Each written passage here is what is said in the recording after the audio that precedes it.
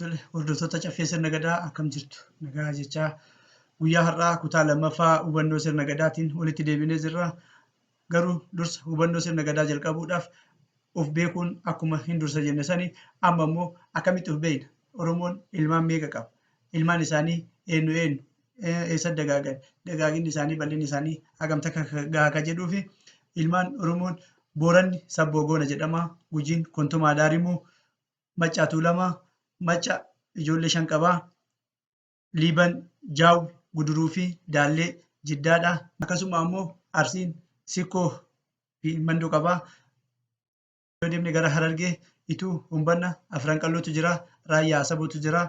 Karrayyuun Baasoo Dullacha jedhama. Kanaafiyyuu mee guyyaa har'aa kana kutaa lammaffaa kana ammas osoo hubannoo sirna gadaatti hin deemne gadaan maali jennee gadaa barachuu hin deemne ilmaan kanneen yoo hin beekin qubsuma namoota kanaa yoo hin beekin sirna gadaa isaanii beekuu hin dandeenyu waan ta'eef kanaafiyyuu mee obboleeyyan kiyya kana bira jiran kana waan beekanirraa isaan ilmaan Arsiitti waa isinii haa gumaachanii Arsiin ilmaan 2 qabaa Sikkoo maali Mandoo maali jedhee gaafadhaa na hordofaa. Tole Saadiq.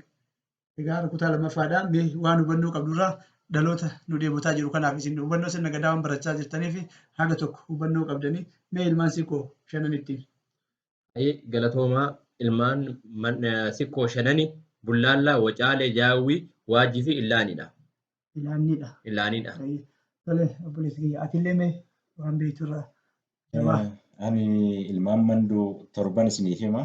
Ilmaan Mandoo 7 kun Raayyaa, Hawattuu, Kajawaa, Utaa, Waayyuu, Waanamaa fi Biiltuu jedhamanii. Egaa ijoolleen kunniin dhaloota har'aa ta'anii of beekanii isinillee beekaa jiran akka isinillee of beektan isinitti himaa jiran isin ammoo Sikkoo keessaa eenyu Mandoo keessaa nuti eenyu latiinsi kenna maali eessaa dhufne akkamitti dhufne yoo of hin beekin na beekuu hin dandeettan yoo wal hin beekin ammoo waan keenya argachuu hin dandeenyu.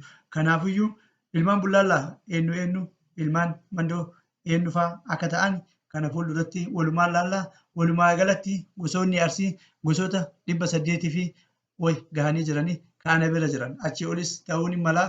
Kanaafiyyuu ana immoo kutaa itti aanu keessatti kana marayyuu jabaa isiniin jedha isin ammoo nu hordofuu hin dhiisinaa.